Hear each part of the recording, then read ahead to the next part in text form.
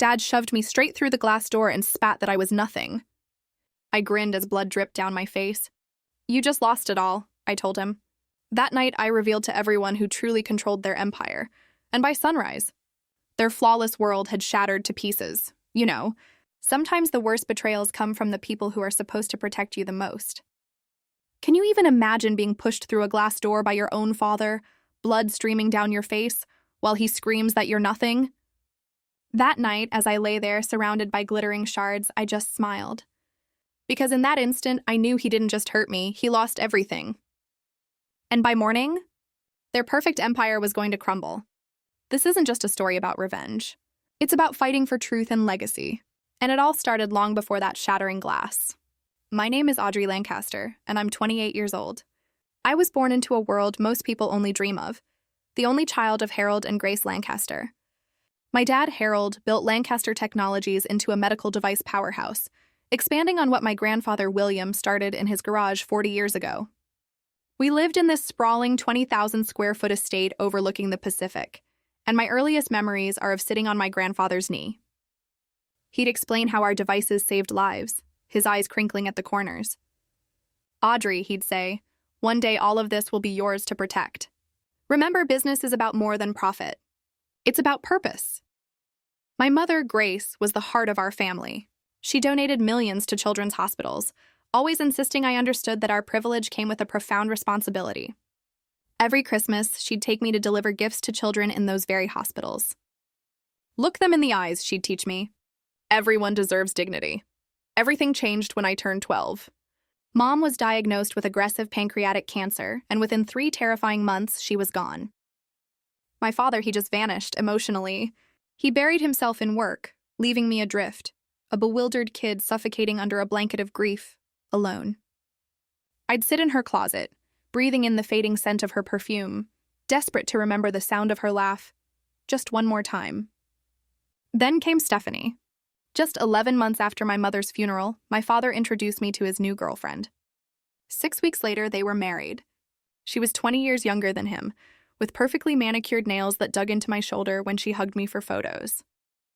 "We are going to be such good friends," she cooed, her smile too wide, while the cameras flashed. 2 days later, her 17-year-old son, Douglas, moved in. He was handsome, charming, and immediately became the sole focus of my father's attention. What started as showing him the ropes of the business quickly morphed into grooming him as the heir apparent. I, the actual daughter, was relegated to the background of family photos, a forgotten afterthought. Despite this, I excelled.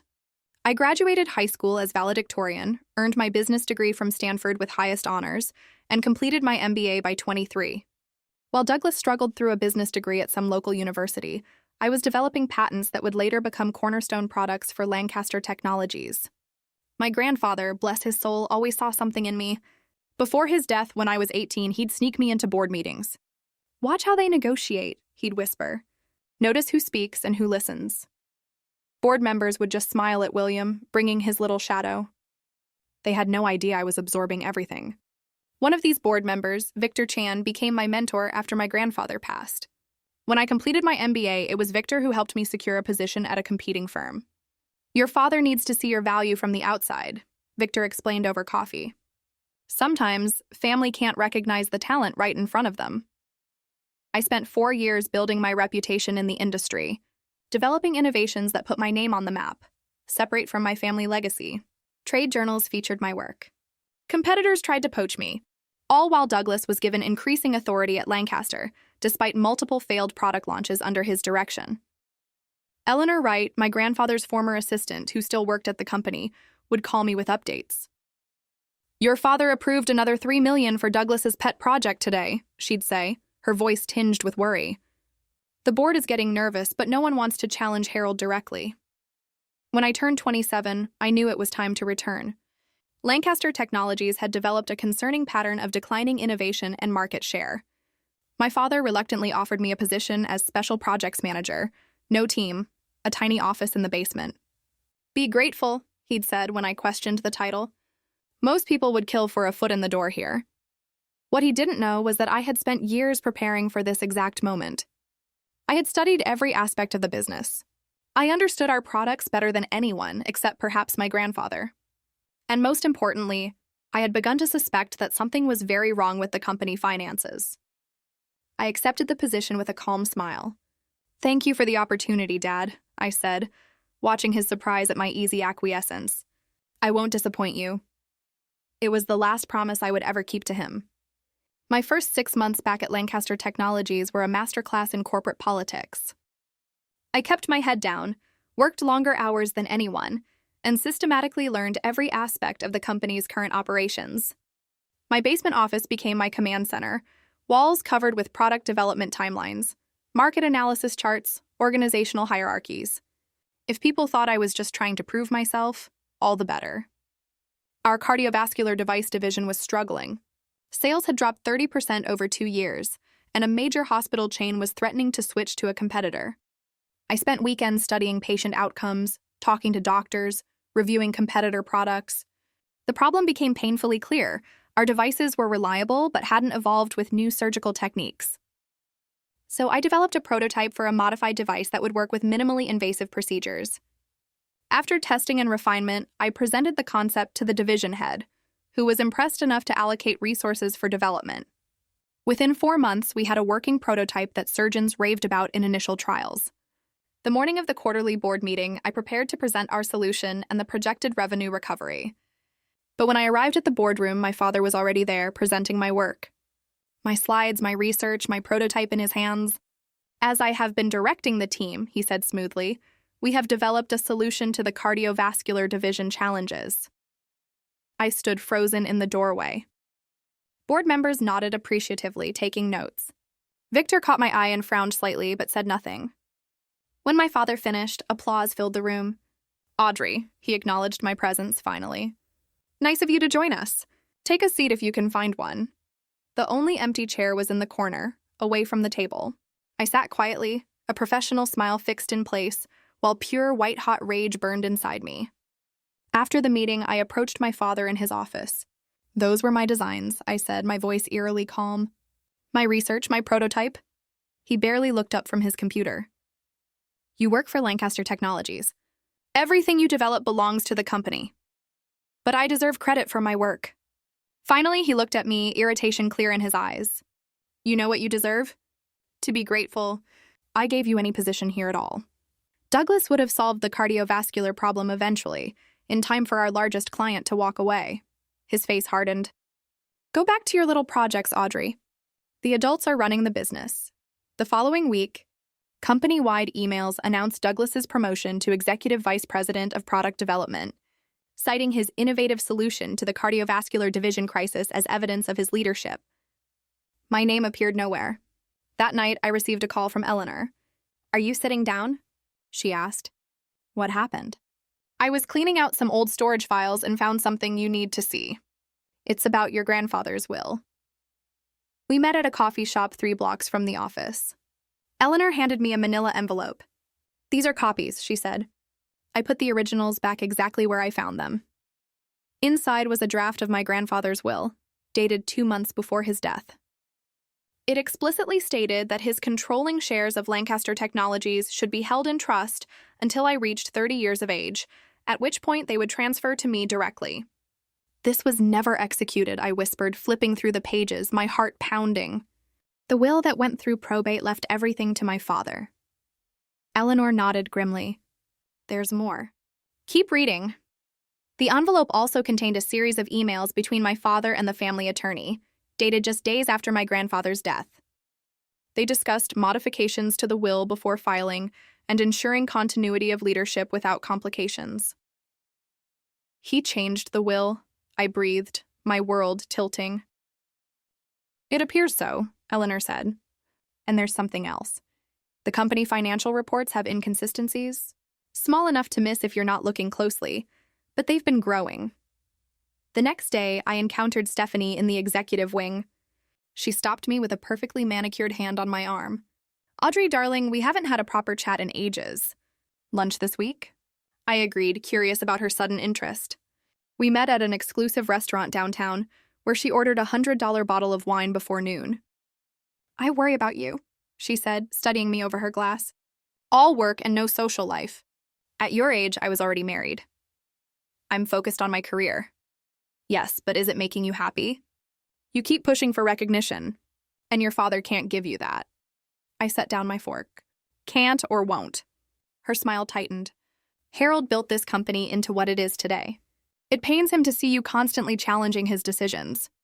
Douglas knows how to support your father rather than compete with him. Is that what you think I'm doing? Competing? Darling, she leaned forward, her voice dropping. We both know you've always wanted what Harold built. But some things are not meant to be. Perhaps if you found fulfillment elsewhere, you wouldn't need to prove yourself here. In that moment, her mask slipped. I saw the cold calculation behind her eyes. The protective mother ensuring her son's inheritance. I smiled pleasantly. Thank you for your concern, Stephanie. I'll give it some thought. As we parted ways, she added, Your father is under tremendous pressure. Try not to add to his burden with unrealistic expectations. That afternoon, I began compiling a list of allies within the company. There were division heads who had praised my work, engineers who respected my technical knowledge, and administrative staff who had been there since my grandfather's time. I would need them all if my suspicions proved correct. My most surprising ally emerged 2 weeks later during a product safety review. Jackson Wright, recently hired into the legal department, questioned some contract language that seemed designed to obscure liability. We ended up working late, ordering takeout as we revised documentation. This isn't my first rodeo with vague safety language, he said, loosening his tie. My last firm specialized in corporate malfeasance cases. Defending the corporations? I asked. Sometimes. Sometimes helping whistleblowers? He studied me for a moment. The cardiovascular device modifications were yours, weren't they? Not Douglas's. I stiffened. What makes you say that? The technical language in the specifications. Douglas can barely explain how the devices work in layman's terms, let alone articulate the engineering principles. I said nothing, but Jackson nodded as if my silence confirmed his suspicion. Corporate families are complicated, he said. I've seen how they can rot from the inside. Over the next several weeks, I began noticing financial patterns that disturbed me. Research funds allocated to projects that produced no results. Consulting fees to companies that seemed to exist only on paper. Offshore accounts receiving regular transfers for international market development in countries where we had no presence. Each discovery was a piece of a puzzle I wasn't yet ready to assemble. But the picture emerging looked increasingly like systematic fraud, with my father at its center. I needed more evidence before I could act. All the while, I continued producing exceptional work, building my reputation within the company, while appearing to accept my limited role. Douglas took credit for 2 more of my innovations. My father denied my request for a team. Stephanie hosted lavish parties where I was seated far from potential networking opportunities. But I was patient. And I was watching. The truth was coming into focus, one betrayal at a time. 6 months after my return to Lancaster Technologies, the company hosted its annual charity gala. The event was Stephanie's pride and joy, a $500,000 spectacle that generated both donations for children's medical research and glowing press coverage for the company. Executives, board members, major clients, and local politicians filled the grand ballroom of the city's most exclusive hotel. I wore a simple black gown, elegant but understated. Douglas arrived with his date, a model whose name he kept forgetting. My father and Stephanie made their grand entrance 30 minutes late, ensuring all eyes were on them. From my table at the periphery, I watched the performance of the perfect family. They do put on quite a show, Victor murmured beside me. As one of the few board members who had questioned some of my father's recent decisions, he had also found himself increasingly marginalized. The Lancaster legacy on full display, I replied, sipping champagne. Not the full legacy, Victor said meaningfully. Your grandfather would have handled things differently. Midway through dinner, I excused myself to use the restroom. Taking a detour, I slipped into a service corridor and made my way to the hotel business center. Using the access code Eleanor had provided, I logged into the Lancaster Technologies secure server. For 20 intense minutes, I downloaded financial documents from restricted folders. My hands trembled slightly as reports filled the screen. Company funds had been diverted through a complex web of subsidiaries, research budgets manipulated, tax documents altered. The irregularities I had noticed were just the surface of a systematic fraud spanning years. As I was about to log out, I found one more folder labeled William Estate. Inside was the smoking gun, the original version of my grandfather's will, exactly as Eleanor had described, leaving controlling interest to me upon turning 30. Alongside it was documentation of how it had been altered after his death. I transferred everything to an encrypted drive and returned to the gala, my expression carefully neutral despite the thundering of my heart. When Douglas drunkenly clinked his glass to make an impromptu speech about continuing the Lancaster legacy of innovation, I applauded politely while mentally calculating how many federal laws my father had broken. The evening concluded with my father announcing a new children's hospital wing named after Stephanie.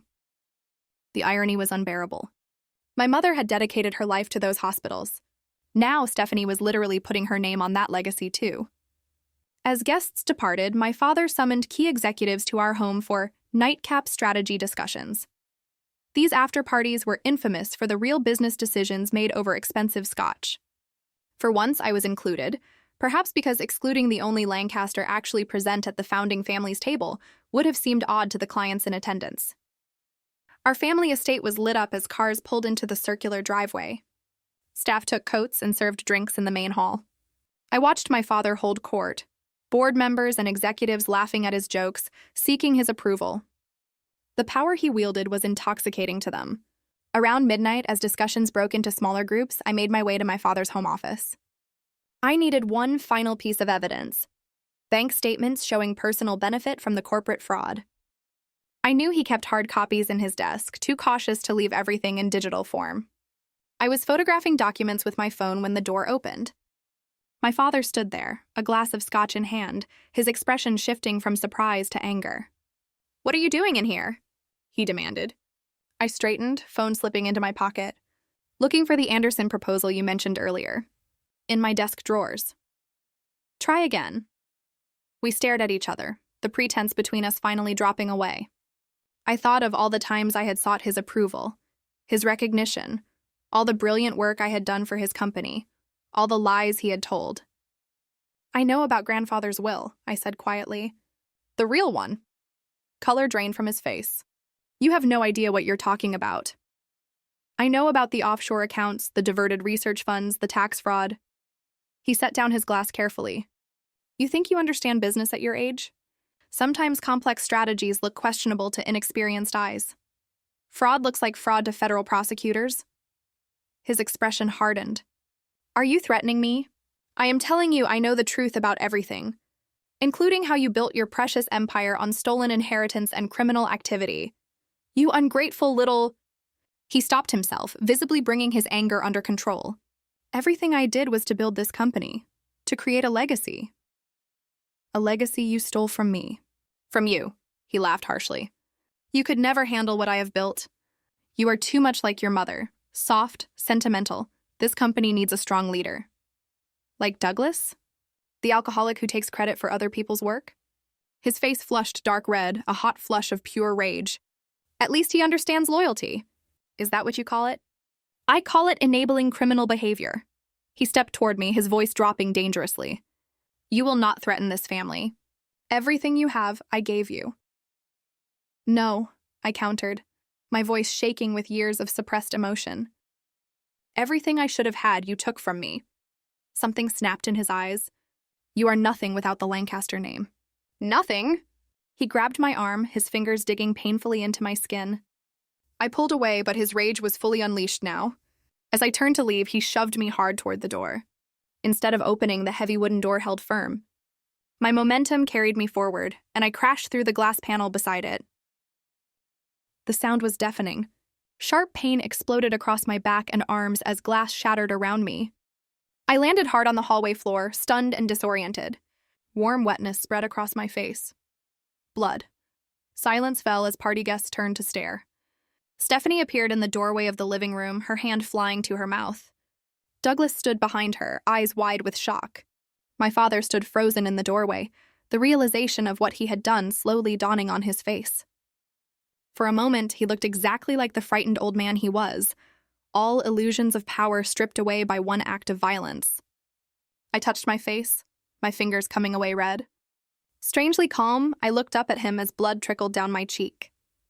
A slow smile spread across my lips. "You just lost everything," I whispered. Stephanie rushed forward suddenly, all concerned for the watching guests. She tripped, she announced loudly. Too much champagne. Let's get you cleaned up, Audrey. No one moved to help me stand. I rose slowly, glass tinkling from my dress, blood dripping onto the marble floor. Douglas stepped forward, perhaps to guide me away from the shocked onlookers. But I shook my head. Don't touch me, I said clearly. None of you touch me. I walked straight through the crowd, head high, feeling the blood drying on my skin. Behind me, I heard my father instructing guests that the party was over. Stephanie's nervous laughter. Douglas offering to drive someone home. In my bathroom, I examined the damage. Dozens of small cuts covered my arms and back. A deeper gash ran along my hairline, accounting for most of the blood. As I carefully removed glass fragments and disinfected the wounds, I made my decision. Years of theft, fraud, lies, manipulation. All of it would end tonight. I had everything I needed now, including witnesses to my father's violence. The carefully constructed facade of Lancaster family perfection had shattered along with that glass door. By morning, the empire would follow. I didn't sleep that night. Pain from dozens of cuts kept me alert, but it was adrenaline and resolve that truly kept exhaustion at bay. After treating the worst of my injuries, I changed into practical clothes and began executing the plan I had been mentally refining for months. First, I backed up all the evidence I had gathered to 3 separate secure locations: 1 cloud server, 1 physical drive hidden in my apartment, and 1 set of documents mailed to Jackson's personal address days earlier as insurance. If anything happened to me, instructions would ensure everything reached the proper authorities. As I worked, memories surfaced unbidden. My grandfather showing me the first medical device he ever patented. My mother's gentle guidance. The moment I realized my father saw me as competition rather than his daughter. The gradual erosion of my place in my own family. At 3 a.m, my phone buzzed with a text from Eleanor. "Are you all right?" Hearing concerning rumors about an incident at the gala, I responded briefly. "I'm fine. Be ready tomorrow. Everything changes," she replied immediately. "Whatever you need." Eleanor had been loyal to my grandfather for 30 years. When he died, she stayed at Lancaster Technologies, partly out of loyalty to his memory, and partly, I suspected, to keep an eye on my father. She had seen the company change under his leadership, had witnessed the gradual shift from patient-focused innovation to profit-driven shortcuts. I thought back to a conversation we had 6 months earlier, shortly after I returned to the company. We had been reviewing old product development files when she suddenly closed the folder she was holding. "Your grandfather had a saying," she told me. "Never mistake the name on the building for ownership of what happens inside it." "What did he mean?" I had asked. "Lancaster Technologies belongs to the patients whose lives depend on our products, to the employees who dedicate their careers to the mission, to the principles of innovation and integrity." She fixed me with a meaningful look. He did not build this company for one person to treat as a personal kingdom. That conversation had stayed with me, reinforcing my growing suspicions about my father's management. Now, as dawn approached, I gathered the final pieces of my plan. At 4:30 a.m, I called Victor. He answered on the second ring, his voice alert despite the hour. "I saw what happened," he said without preamble. "Are you injured?" "Nothing serious, but I need to meet with you before the markets open. I have discovered significant irregularities in the company finances." "Criminal irregularities." There was a pause. "I have had concerns for some time. Your father has been blocking full financial reviews. I have the evidence. All of it." Another pause. "My home office. 6 a.m. Bring everything." Next, I contacted 3 other board members I believed would prioritize the company over loyalty to my father. Brief, careful messages requesting urgent meetings regarding material financial concerns. 2 responded immediately, agreeing to conference calls later that morning. At 5:15 a.m., I reached out to Jackson. Despite the hour, he answered promptly. "I need legal counsel," I said unofficially, before I take official action. "Is this about what I think it is?" "Yes, and more. There was an incident last night." I heard whispers. "How badly are you hurt?" "I'll live. Can you meet at my apartment in 30 minutes? It's secure, and I have what you might need." What Jackson had was experience with corporate whistleblower cases. Before joining Lancaster Technologies, he had helped expose similar fraud at 2 other major companies. He had been hired during a period when my father was traveling, his resume approved by the head of legal, who had since been pushed into early retirement. When I arrived at his apartment, he took one look at my face, the bandage at my hairline, and wordlessly poured me a cup of coffee. "Start from the beginning," he said, pulling out a legal pad. "Everything you have found and everything that happened last night." For 45 minutes, I laid out the evidence: financial discrepancies, the altered will, the pattern of control and isolation, and finally, the violent culmination at the gala after-party. "You have enough for the SEC, the IRS, and likely criminal charges," he confirmed, reviewing my documentation. "But you need to consider what this means. Going public burns everything to the ground. The company's stock will plummet. Jobs could be lost. Your family name tarnished permanently." "I have considered all of that," I replied. "I also considered what happens if this continues. Patient safety compromised for profit. Employees working for a criminal enterprise without knowing. My grandfather's legacy corrupted beyond recognition." Jackson studied me for a moment. "There is no halfway option here. Once you pull this trigger, you cannot take it back." "I know." "And you are ready for the personal cost? Your father will likely face prison. Your relationship with your family destroyed forever." I touched the bandage on my forehead, feeling the sting of the cut beneath. "That relationship was destroyed long ago. I just didn't want to admit it." Jackson nodded slowly. "Then let's make sure this is done right. Maximum impact, minimum legal exposure for you." Together, we crafted communications for each recipient. The SEC would receive comprehensive financial records. The board members would get summary evidence and emergency protocols for company stabilization. Select journalists would receive carefully curated information packages, timed for release after official investigations began. "What about your claim to controlling interest?" Jackson asked. "The altered will. One battle at a time," I said. "First, we stop the criminal activity. Then we can address ownership through proper legal channels." By 9 a.m., I had met with Victor and one other board member, Patricia Alvarez. Both were ashen-faced after reviewing my evidence. "We will need to call an emergency board meeting," Victor said. "Suspend Harold pending investigation." "He will fight it," Patricia warned. "Let him," I replied. "The evidence speaks for itself." At 10 a.m., I returned to my apartment to make final preparations. My phone had accumulated 23 missed calls from my father, 12 from Stephanie, and 9 from Douglas. I ignored them all. Instead, I called 3 journalists known for their thorough reporting on corporate malfeasance. Each conversation was brief, professional, and ended with scheduled delivery of documentation later that day. As noon approached, I felt a moment of hesitation. Was I truly ready to destroy my family in such a public way? Then I remembered my grandfather's integrity, my mother's compassion, the values they had instilled in me that had been betrayed by my father's greed. I remembered the feeling of glass shattering against my skin.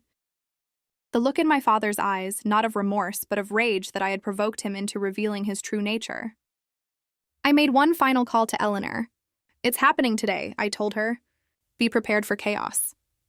"I have been prepared for years," she replied steadily. "Your grandfather would be proud." At 12:30 p.m., I sent the first batch of evidence to the SEC through their whistleblower portal. At 12:45, I emailed comprehensive documentation to the 7 board members I trusted. At 1 p.m., I provided secure access to selected documents to the journalists.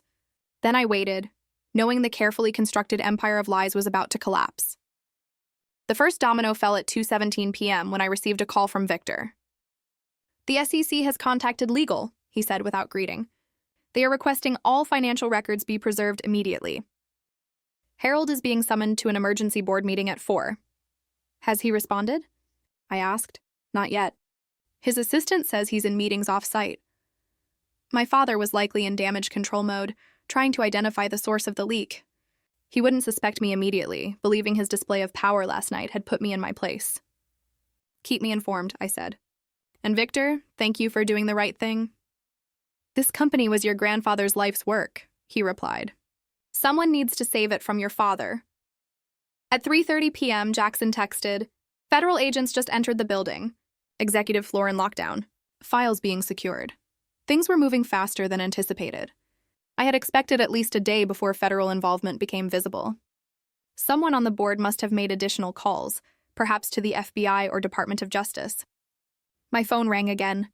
Douglas for the 10th time. I declined the call. By 4 p.m., I needed to retrieve the final pieces of evidence from my father's home.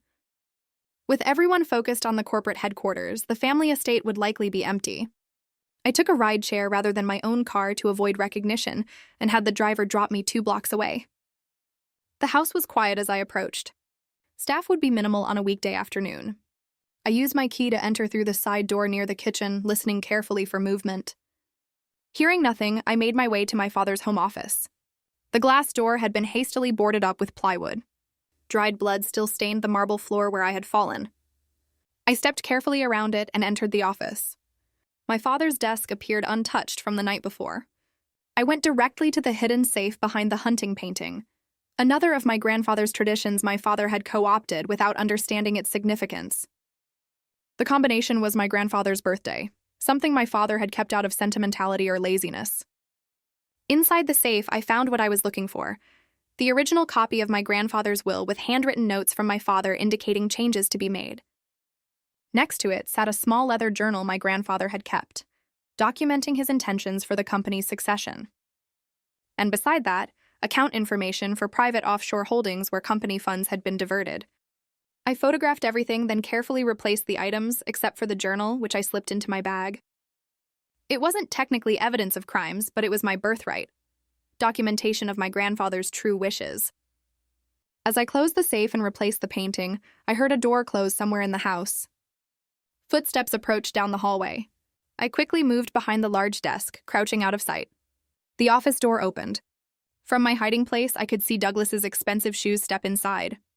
He moved to the desk, began opening drawers, and shuffling through papers. His movements were erratic, panicked. "Where is it?" he muttered. Where would he keep it? He was looking for something specific, incriminating evidence, most likely. My father must have sent him to clear out anything damaging before authorities thought to search the house. Douglas moved toward the safe. As he shifted the painting, I realized I needed to leave immediately. While he was distracted with the safe combination, I slowly edged toward the door, staying low behind furniture. I had almost reached the doorway when his phone rang, startling us both. I froze as he answered. "Yes, I'm here now," he said, his voice tense. "Looking exactly where you said." "No, I haven't found it yet." "They what? When? How many agents, Jesus?" "Yes, I understand." He ended the call and slammed his fist against the wall. Damn it! Whatever he had just learned had clearly escalated the situation. As he turned back to the safe, I seized my opportunity and slipped out the door, staying close to the wall to avoid the creaking floorboards I remembered from childhood. I made it to the side door and out of the house without detection. Once clear of the property, I checked my phone. 5 missed calls from Eleanor and a text. FBI at headquarters. Complete lockdown. Harold being questioned. It was happening even faster than I had anticipated. I called Eleanor from a coffee shop 2 miles from the estate. "What is the situation?" I asked when she answered. "Agents everywhere," she replied in a hushed voice. They arrived with warrants for financial records going back 7 years. Harold is in the conference room with federal agents and company attorneys. Stephanie tried to leave the building but was escorted back inside, and the board emergency session is in progress. Victor is leading. They are discussing temporary leadership structure pending investigation. I processed this information. "Where are you now?" "Records department. They've asked us to facilitate document access." "Stay safe," I told her. "This will get uglier before it improves." My next call was to Jackson. "I need to know if I should come in or stay away." "Stay away," he advised immediately. "The board knows you are the whistleblower, but it's better if you are not physically present while federal agents are conducting initial interviews. I have informed select agents that you are available to provide testimony when needed." "Has my father figured it out yet?" Jackson's voice was grim. "Yes. When agents mentioned the altered will, he apparently shouted something about you before his attorney shut him down. At 6 p.m., I checked into a hotel under a pseudonym as Jackson had advised. From this secure location, I monitored developments through secure communications with my allies inside the company. The evening news ran the first stories. Federal investigation at Lancaster Technologies, medical device giant facing fraud allegations, Lancaster CEO under investigation. None mentioned me specifically yet, but that would come. I had provided the journalists with enough background that the full story would emerge in waves, each more damaging than the last. At 9:12 p.m., my father finally called again. Against my better judgment, I answered. Why? His voice was hoarse, barely recognizable. You know why? Do you have any idea what you have done? The company will not survive this. The company will survive without the fraud and corruption. He was silent for a moment. Then, with cold fury, you planned this, all of it. Coming back to the company, gaining access. I came back to save what grandfather built. I gave you chances to do the right thing. By destroying your own family?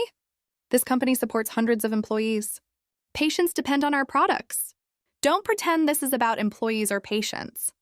This is about what you stole from the company, from shareholders, from me. His voice turned pleading, a tone I had never heard from him before. Audrey, please. Whatever you think I have done, we can resolve this privately, as a family. We stopped being a family the moment you decided I was a threat rather than your daughter. I paused, then added, or perhaps it was when you altered grandfather's will to disinherit me. Silence. Then, you cannot prove that. I already have. It's all in the hands of authorities now. I will fight this, he growled, the brief vulnerability replaced by steel. With every resource I have. Those resources are being frozen as we speak. I ended the call and turned off my phone. The die was cast. My evidence was with the authorities, the board, and soon the public. There was no stopping what would come next. At the hotel room desk, I opened my laptop and reviewed one final email. It contained my formal statement to the board, requesting emergency appointment as interim CEO, based on my grandfather's documented intentions and my qualifications. Victor had helped draft it, believing the company needed a Lancaster at the helm to weather the coming storm, but one untainted by the scandal. I hesitated, my finger hovering over the send button. Once sent, I would be volunteering to step into the center of the hurricane, to take responsibility for saving a company on the verge of collapse, to face public scrutiny and potential backlash. I thought of my grandfather's words. Business is about more than profit. It is about purpose. I pressed send. My hotel room phone rang at 5:30 a.m., jarring me from fitful sleep. It was Victor. Turn on the news, he said without preamble. I fumbled for the remote and switched on the television. A somber news anchor was mid-sentence. Federal agents executed search warrants at both Lancaster Technologies headquarters and the Lancaster family estate late into the night. Sources confirm CEO Harold Lancaster and Chief Financial Officer Martin Wells have been taken in for questioning. The screen showed footage of my father being escorted to a black SUV, his face ashen. Stephanie followed behind, with agents on either side. Douglas was notably absent from the footage. The board voted at 4:08 a.m., Victor continued. Harold has been suspended pending investigation. Wells terminated. Your appointment as interim CEO was approved by a narrow margin. I sat on the edge of the bed, stunned, despite having set these events in motion. When do they need me there? 9 a.m. board meeting to formalize the transition. Federal agents want to interview you at 11. Press conference tentatively scheduled for 2 p.m. The machine was in motion now, unstoppable. I'll be there. After showering, I dressed with careful consideration, a conservative navy suit, minimal jewelry, hair pulled back to partially conceal the bandage on my forehead. I needed to project stability and confidence, not appear as either victim or a vindictive daughter. On the drive to headquarters, my phone buzzed continuously with messages and calls. The story had broken wide open overnight. 3 major business publications had run detailed exposés on the financial fraud, citing anonymous whistleblowers and company insiders. One had directly referenced the altered will, though without naming me specifically. The Lancaster Technologies parking lot was filled with news vans and reporters. Security personnel escorted me through a side entrance to avoid the media gauntlet. Inside, the atmosphere was tense. Employees gathered in small groups, conversations stopping abruptly as I passed. Eleanor met me at the executive elevator. They know it was you, she said quietly. Not officially, but word has spread. How were the employees taking it? Shocked, confused, afraid for their jobs. But also, she hesitated, there's relief among some. Your father's management style had become increasingly erratic. People have been walking on eggshells for months. The executive floor was eerily quiet. Federal agents had commandeered several offices, boxes of documents stacked in conference rooms. Victor waited for me in what had been my father's office, now stripped of personal items. "The initial financial assessment is worse than we thought," he said after closing the door. "The fraud extends beyond what even your evidence showed. Wells has apparently been cooperating with authorities since midnight, implicating your father in exchange for leniency." I nodded, unsurprised. "And the company's status?" "Stock trading was halted before market open. We expect a 30 to 40% drop when it resumes. Major hospital chains are calling for reassurance about supply continuity. The FDA has requested emergency meetings regarding product safety." "Any indication of actual safety issues?" This was my greatest concern. Patient lives could be at risk. "Initial review suggests the fraud was financial, not product-related. Your father may have been corrupt, but he wasn't stupid enough to risk liability for defective medical devices." Small comfort, but critical. We spent the next hour preparing for the board meeting, reviewing talking points and transition plans. At 8:45 a.m., my phone rang. "Stephanie." Against my better judgment, I answered. "How could you?" she hissed, her voice raw with either tears or rage. "Your own father." "He made his choices," I replied evenly. "Years of them. They arrested him in front of everyone. Do you have any idea what this is doing to Douglas?" "To me? Where is Douglas, by the way? I noticed he wasn't with you and father last night." A pause. "He's dealing with this in his own way." Translation, likely drunk or hiding. "Stephanie, I have a board meeting to attend. Was there something specific you needed?" "You will regret this," she said, her voice hardening. "When the dust settles, you will have nothing and no one. Family is everything, Audrey. That is exactly why I did this. For my real family. For what they built and believed in." I ended the call as Victor signaled it was time for the board meeting. The boardroom was tense, divided between directors who had supported my appointment and those still loyal to my father. I entered with chin high, taking the seat at the head of the table that had been my father's for 2 decades. "Good morning," I began calmly. "I recognize this is an unprecedented situation for Lancaster Technologies. I want to assure each of you that my priority is stabilizing the company, cooperating fully with investigations, and ensuring continued production of the life-saving devices our patients depend on." For the next hour, we addressed immediate concerns: communication strategies, leadership transition, regulatory compliance. I outlined a 90-day stabilization plan, emphasizing transparency and accountability. By meeting's end, even the skeptical directors seemed cautiously supportive. At 11:00 a.m., I met with federal investigators. For 2 hours, I walked them through my evidence, answered questions about company operations, and formally filed my whistleblower statement. They were particularly interested in the altered will and my father's methods of concealing financial transactions. "We will need you to testify if this goes to trial," the lead investigator informed me. "I understand," I replied. "I am prepared to do whatever is necessary." The press conference at 2 p.m. was a controlled spectacle. Standing at the podium with Victor and the board chairman flanking me, I faced dozens of cameras and reporters. "Lancaster Technologies has a 50-year history of developing medical devices that save lives," I began. "That mission remains unchanged. While we address serious allegations regarding financial improprieties under previous leadership, our commitment to patients, healthcare providers, and ethical business practices stands firm." I took no questions about my father specifically, deflecting to the ongoing investigation. When asked about my new role, I emphasized my qualifications and lifelong connection to the company's founding mission. As the press conference concluded, a reporter shouted, "Miss Lancaster, is it true you were physically assaulted by your father before reporting his crimes?" The room fell silent. The bandage on my forehead suddenly felt conspicuous. I maintained eye contact with the reporter. "I will not be discussing family matters. This is about Lancaster Technologies, its employees, and the patients who depend on our products. Thank you." Back in the executive office, reports continued flooding in. The company stock had indeed plummeted 35% upon resuming trading. 3 executive vice presidents had resigned. Customers were demanding reassurances. Partners were invoking contract review clauses. Through it all, I maintained outward composure, making decisions, directing resources, and projecting confidence I did not entirely feel. By evening, patterns of support had emerged. Long-term employees rallied around the promise of renewed integrity. Industry partners who had known my grandfather expressed cautious optimism about my leadership. At 8 p.m., Eleanor brought me dinner at my desk and an update. "Douglas has been located. He attempted to access sensitive servers before security removed him from the building. Jackson is handling the legal aspects. I nodded tiredly. Any word on my father? Released on bail, but restricted from entering company property. The family estate has been designated a secondary crime scene. He and Stephanie are staying at their lake house. And the employees? Eleanor's expression softened. Doing better than expected.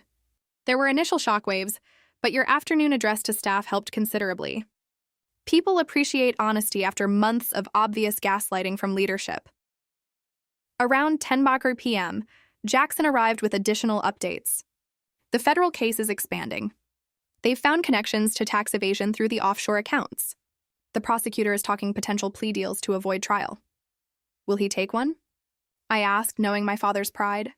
His attorneys will push for it. 15 to 20 years potential sentencing otherwise. The reality of what I had set in motion hit me anew. My father, for all his flaws, facing prison in his 60s.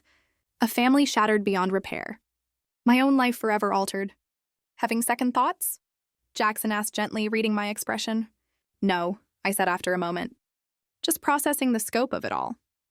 For what it's worth, he offered, what you did took extraordinary courage. Many people suspected problems, but looked the other way for years. I thought of the glass shattering around me. The decades of manipulation and betrayal. The legacy nearly destroyed by greed. It wasn't courage, I replied. It was necessity. By midnight, I finally left headquarters for my hotel. Security concerns made returning to my apartment inadvisable for now. As the car pulled away from the building, I saw the illuminated Lancaster Technologies sign, my family name glowing against the night sky. For the first time in years, it felt like it truly belonged to me again. 6 months after the night my father pushed me through a glass door, I stood at the podium during our quarterly investor meeting. The boardroom was packed, analysts and major shareholders eager to hear how Lancaster Technologies had weathered the storm. The past 2 quarters have shown remarkable resilience, I began, gesturing to the projection behind me. Stock values have recovered 60% from their low point. Our new ethical compliance framework has received industry recognition. Most importantly, not a single patient has experienced disruption in receiving our life-saving devices. The road to this moment had been arduous. The first month after the revelations had been chaos. 3 class action lawsuits from shareholders, FDA audits of all production facilities, employee uncertainty resulting in a 15% voluntary departure rate, media scrutiny that dissected every aspect of the Lancaster family drama. The criminal cases had progressed swiftly. Martin Wells, the former CFO, had accepted a plea deal in exchange for testimony. 3 other executives followed suit. My father initially vowed to fight all charges. But as evidence mounted and former allies abandoned him, his attorneys negotiated a complex agreement. Guilty pleas to tax evasion and securities fraud in exchange for dismissal of more serious charges. He received a 7-year sentence eligible for parole after 4. The financial penalties were severe. The family estate seized as partial restitution. I had not spoken to him since his sentencing hearing, where he had stared straight ahead, refusing to meet my eyes as I delivered my victim impact statement. Stephanie had filed for divorce 2 weeks after his conviction, negotiating her own settlement to avoid charges of complicity. She had moved to Arizona, launching a small skincare line that carefully avoided mentioning her Lancaster connection. Douglas had faced minor charges related to attempting to destroy evidence. He received probation and community service, then disappeared to Europe, occasionally appearing in social media posts from yacht parties and ski resorts, funded by whatever resources he had managed to hide before the collapse. The company's transformation had been my primary focus. We had brought in forensic accountants to identify every financial irregularity, established new compliance protocols, restructured the board to include medical ethics experts and patient advocates, redirected research priorities back to innovation rather than cost-cutting. Most meaningfully, we had established the Grace Lancaster Foundation, named for my mother, dedicated to providing medical devices to underserved communities globally. It was what she would have wanted, what my grandfather had envisioned for the company's broader purpose. Moving forward, I continued, addressing the investors. We are launching 3 new product lines, developed under our revised research protocols. Clinical trials show unprecedented effectiveness rates, and early adopter hospitals report significant improvement in patient outcomes. Victor, now chairman of the board, nodded approvingly from his seat. We had become partners in rebuilding, his institutional knowledge complementing my vision for the future. Eleanor had accepted a promotion to chief of staff, her loyalty finally properly rewarded. Jackson had remained with the company through the transition, then accepted a position with the Justice Department's Corporate Fraud Division, though we maintained our friendship. Someone needs to catch the next Harold Lancaster before they do too much damage, he had explained. After the investor meeting, I returned to my office, now redesigned to remove all traces of my father's imposing dark wood and hunting trophies. The space was open, with glass walls, symbolizing the transparency I had brought to the company culture. The physical scars from that night had healed, though a faint line remained at my hairline, visible when I wore my hair up.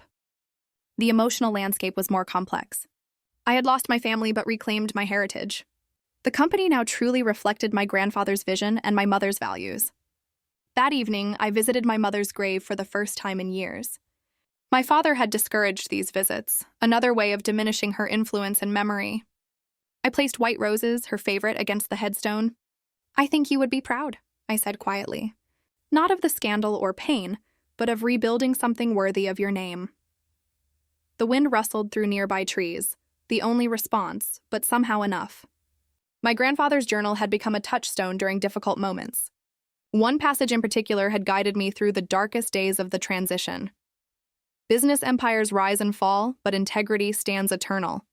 Lancaster Technologies must never value profit above purpose or power above people.